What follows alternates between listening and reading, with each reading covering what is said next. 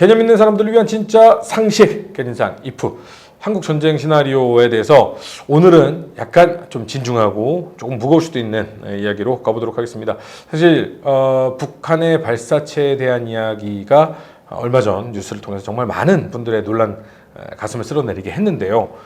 저희가 얼마 전에 저희가 올렸던 영상에 북한이 만약에 발사체에 위성이 아닌 위성을 가장한 폭발물을 싣는다면 그것을 한국 상공에서 특히나 상주 상공 정도에서 폭발을 시킨다면 우리나라의 통신망 레이더 시스템을 어느 정도를 마비를 시킬 수 있을 것이다. 네. 그리고 만약에 북한이 공격을 한다면 그때가 신호탄이 될 것이고 핵 공격부터 시작해서 여러 가지 미사일 공격과 함께 침공을 시작할 것이다. 이게 가능성 있는 단 한 가지 미사일 공격이 될 것이다. 이런 얘기까지는 했었거든요. 그렇습니다. 자, 그러면 그게 한반도 전쟁 시나리오가 돼서 시작이 될 건데요. 네네. 자, 미사일을 쐈습니다. 이제 어떻게 시작이 될까요?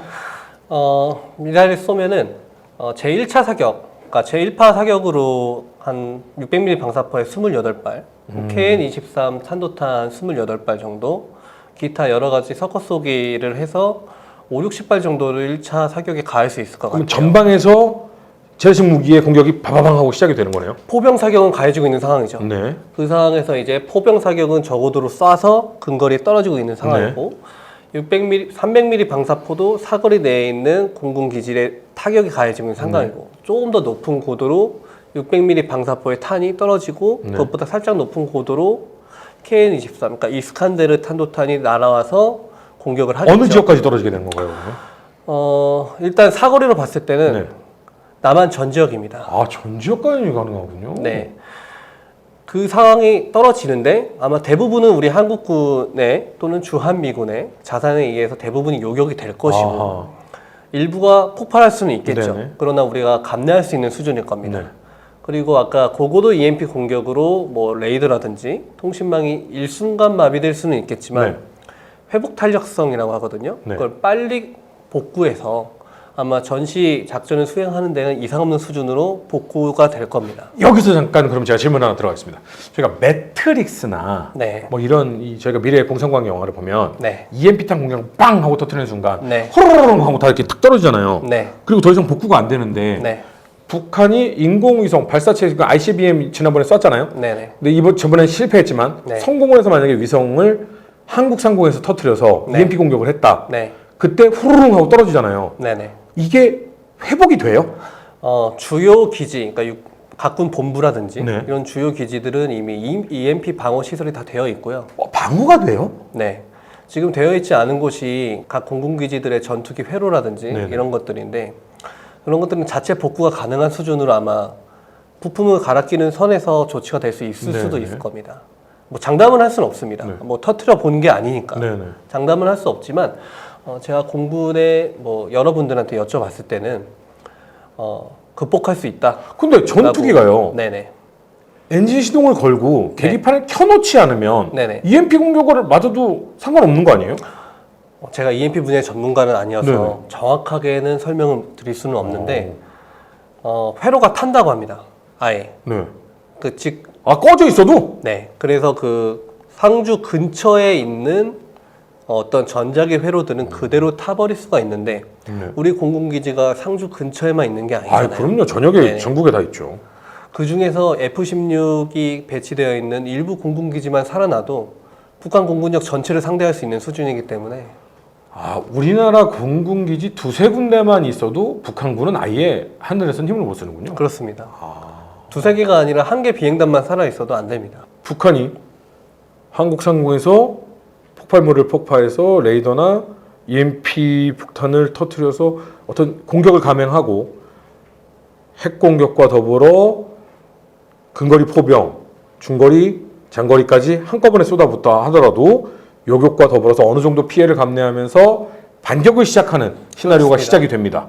즉시적인 반격이 가해질 것이고 북한이 처음에 1차 사격에 동원했던 텔들의 90% 이상은 아마 즉각적인 반격에 의해서 격파될 거고 제1파 사격으로 동원되는 북한의 포병들 있지 않습니까? 갱도진지에 있는 장사정포라든지 이런 것들도 한국군의 대포병 사격에 의해서 60에서 70%는 당일날 다 무력화될 겁니다.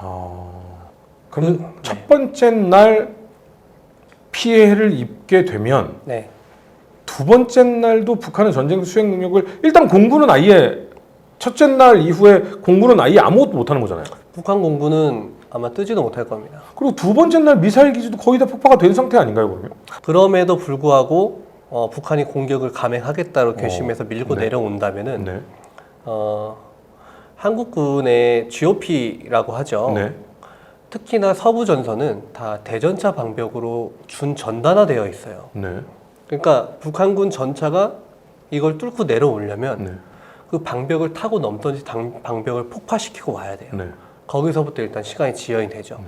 한국군은 이미 GP, GOP, 페바, 알파 이런 식으로 다층의 방어선을 가지고 있기 때문에 그리고 수십 년간 준비되어 있어요. 준비되어 있는 진지에서 한국군이 방어 작전을 감행한다고 쳤을 때 네. 그거를 북한군이 일방적으로 공격을 한다. 네. 그걸 제가 얼마 전에 전투력 지수라는 방법을 대입을 해서 분석을 해봤거든요. 네. 북한군 2개 보병 사단이 한국군 1개 보병 사단을 공격한다는 상황을 가정해서 네. 분석을 했는데 네. 한국군의 종합적인 전투력이 네. 1개 사단이 더 높게 나왔어요.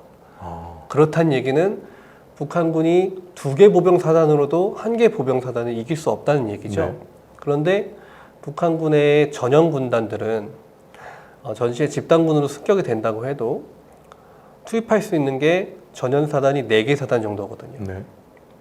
그렇다면 4개 사단을 한 곳에 다 집중할 수는 없어요. 그렇죠. 최대 가용한 건 2개인데 네. 즉 북한군의 전방 부대들은 한국군의 전방 방어선에서 대부분의 전투력이 소진될 가능성이 높습니다. 네. 그래서 아마 잘 밀고 내려왔을 때 일산 북쪽까지는 올 수 있지 않을까. 네. 모든 전력을 쏟아 부었다고 가정했을 때 거기까지가 한계고 거기에서 돈자돼서 전투력이 다 소진돼 버리면 그때부터는 한미연합군의 반격에 직면하겠죠. 그럼 한미연합군은 빠르게 기갑 기계화 부대를 위주로 치고 올라가면서 물론 거긴 공정작전도 들어갈 거고요. 공격 헬기에 의한 공습도 들어갈 거고요. 공군의 폭격도 들어가겠죠. 그래서 평양으로 신속하게 밀고 올라가서 점령하고 신의수성까지도 빠르게 진격을 할 겁니다. 북벌이 가능해요? 북한은 개전하고 나서 일주일 버티면 잘 버틴다고 볼 수 있을까요? 왜냐하면 전쟁이라는 게 네. 단순히 군인들이 있고 네. 총알 좀 있다고 할 수 있는 게 아니잖아요. 그렇죠. 제일 중요한 게 기름인데 네. 북한은 그 연유가 너무 부족해요. 근데 또 웃긴 게 북한은 4대 군사 노선이라고 하거든요. 네네. 그 중에 하나가 전군의 기계화예요. 그래서 기갑 기계화 장비가 상당히 많습니다. 기름이 없으면 갈 수가 없잖아요. 그렇죠. 그렇기 때문에 전쟁이 지속될수록 북한은 남쪽으로 내려오지 못할수록 본인들의 전진 지속 능력의 한계 때문에 굉장히 위험한 상황에 봉착하게 될 가능성이 높다라고 할 수 있겠습니다. 그러면 며칠 정도면 소진돼요? 제가 판단했을 때는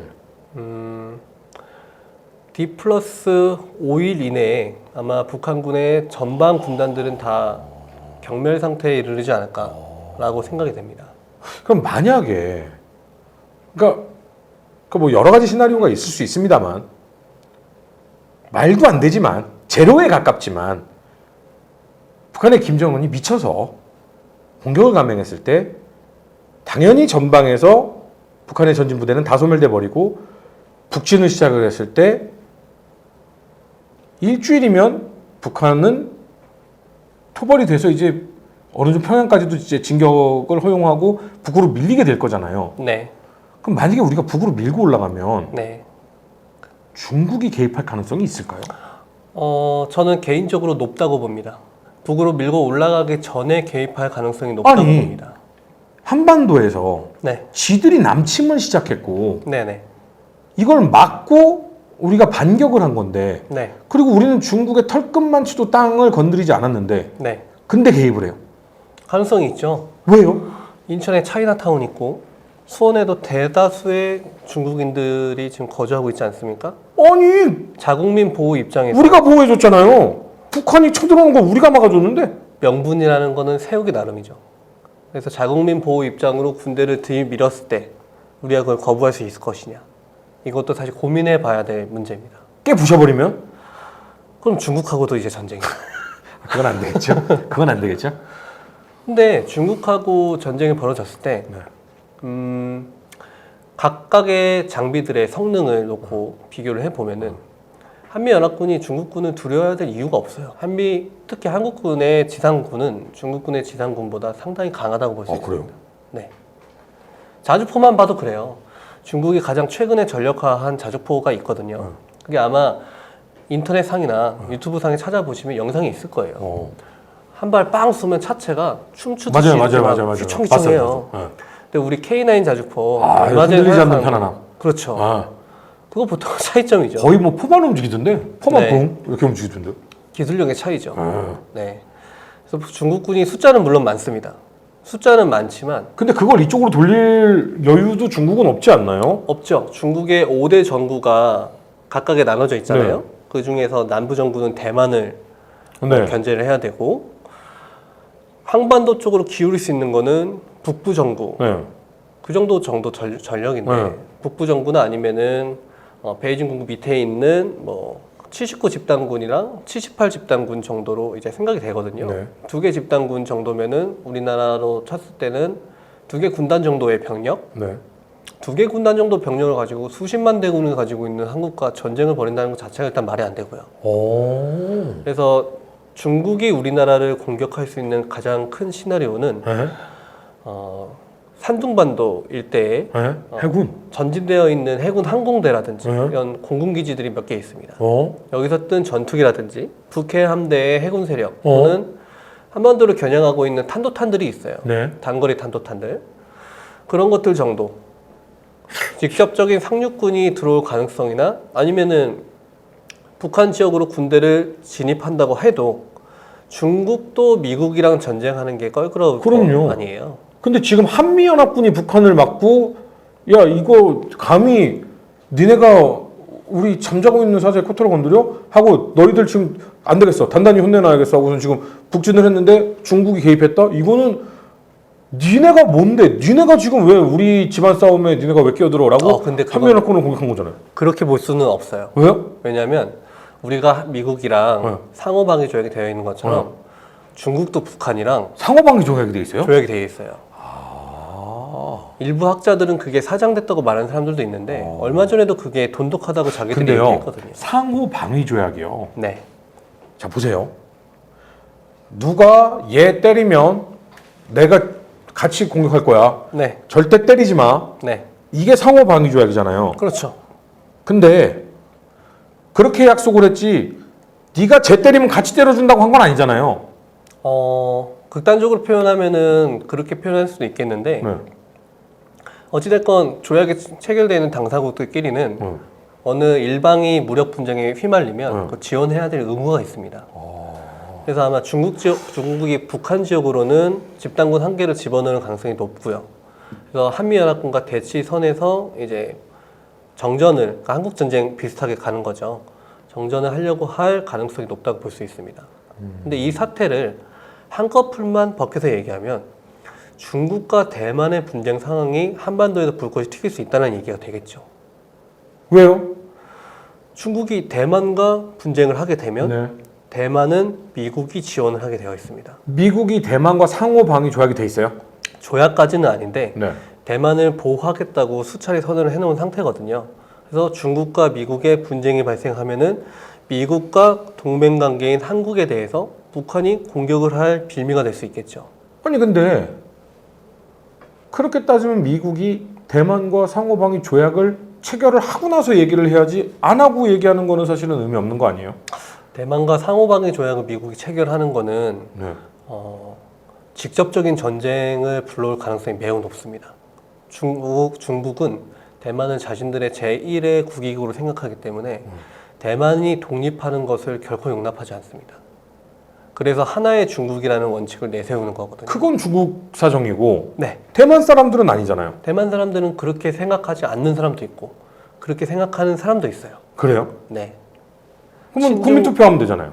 국민투표에서 지금 그렇게 생각하지 않는 쪽이 더 우세하니까 네. 차이잉원 총통이 지금 집권 연장에서 계속 오고 있죠. 네. 그래서 탈중국화를 가속하고 있고 네. 거기에 대해서 중국이 탈중국화 하지 마라 하고 역대급으로 무력 시위를 계속해서 갱신을 하고 있죠. 그러니까 중국이 뭐라고 하건 대만 국민들이 우리는 중국이 아니다라고 하면 네. 그건 어쩔 수 없는 거잖아요. 보통의 사람들 그리고 자유민주주의 세계에 속한 사람들의 생각은 보통은 그런데 네. 중국은 그렇게 생각하지 않나 봐요. 근데 자 어쨌든 한국 전쟁으로 다시 돌아와서 네. 북한이 약간 0%에 가깝다고 항상 말씀을 드립니다. 그러니까 이건 그냥 if니까 얘기 드리는 것뿐이에요. 만약에 0%에 가까운 확률로 도발을 해서 전쟁을 공격을 한다면 한국은 물론 어느 정도의 피해를 입긴 하겠지만 100%에 가까운 확률로 북한은 괴멸적 타격을 입고 한국의 북진을 허용하게 될 것이다. 근데 그렇게 된다면 중국이 개입할 가능성이 상당히 높다. 그럼 중국은 한미연합군과 대치되는 상황이 올 가능성이 높다. 네. 그러면 협상에 들어갈 가능성이 높다. 그렇죠. 이것이 전쟁 시나리오의 완결이라고 봐야 되는 거겠죠. 그렇죠. 근데 거기서 이제 결심을 해야겠죠. 중국군은 극복하고서라도 통일을 이룰 것이냐, 아니면은 현 진출선에서 협상을 할 것이냐. 만약에 중국군을 치게 되면 네. 어떤 일이 일어나요? 그때부터는 중국은 전력을 기울여서 한반도로 들어오려고 할 겁니다. 근데 올 수 있는 전력군이 사실은 얼마 없다면서요? 북부 정부의 전력인데 네. 중국도 뭐 여러 가지 전력을 다 쓸 수는 없으니까. 네. 그러나 전쟁에서 확전이 지속이 된다면은 중국도 국가 생존이라는 절대적인 목표 그리고 미군의 접근을 절대로 허용하지 않겠다라는 중국 나름대로의 신조가 있거든요. 그런 것 때문이라도 다른 군구의 병력을 끌어서라도 올 가능성은 있죠. 네. 네. 그러면 이 상황이라면 한미일 연합군이 움직이는 거잖아요, 이제. 거기에 일본이 들어갈지 말지는 이제 생각을 해봐야 됩니다. 일본은 미국의 비속어 쓸 뻔했어요. 왕 친한 동생 아닙니까? 일본도 미국이랑 미일 조약이 맺어져 있어요. 네. 우리나라가 한미 동맹인 것처럼 일본도 미국이랑 미일 동맹이거든요. 그렇죠. 그래서 이 세 개를 묶어서 한미일 삼각 동맹을 하려는 그렇죠. 게 현재의 상황이잖아요. 네.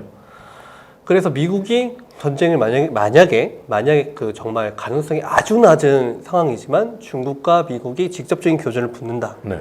그러면은 일본은 미국을 돕겠는데 그 일본의 자위대가 한반도에 진출하느냐 마냐는 또 한국이랑 별도의 협의를 해야 되기 때문에 이거는 또 한국 국민들한테는 네. 또 어떤 그런 또 이게 있네. 네. 오케이. 그러면 이제 여기까지만 그냥 가도록 하고, 그럼 만약에 협상 테이블에 앉게 된다면, 네. 자, 평양까지는 어느 정도는 올라갈 거 아니에요. 네. 중국군이 개입을 한다고 해도 이미 네. 우리의 기계와 사단은 평양까지는 점거를 할 가능성이 높잖아요. 네.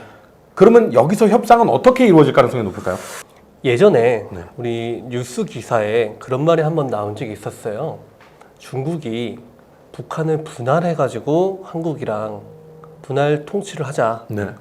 평양은 베를린을 갈랐던 것처럼 한국, 미국, 중국, 러시아가 분할 통치를 하고 뭐 평양 이남은 한국이, 평양 이북의 서쪽은 중국이, 오른쪽은 러시아가 뭐 이런 식으로 하자라는 말도 안 되는 안이 있었다라는 설이 언론을 통해서 한번 나온 적이 있었거든요.